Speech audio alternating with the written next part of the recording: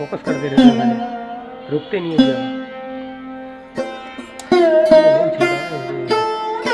तो मेरे कैमरे में जो लेंस है ना वो अलग है, एक जगह से फोकस कर लिया ना पूरी वीडियो वैसी बना।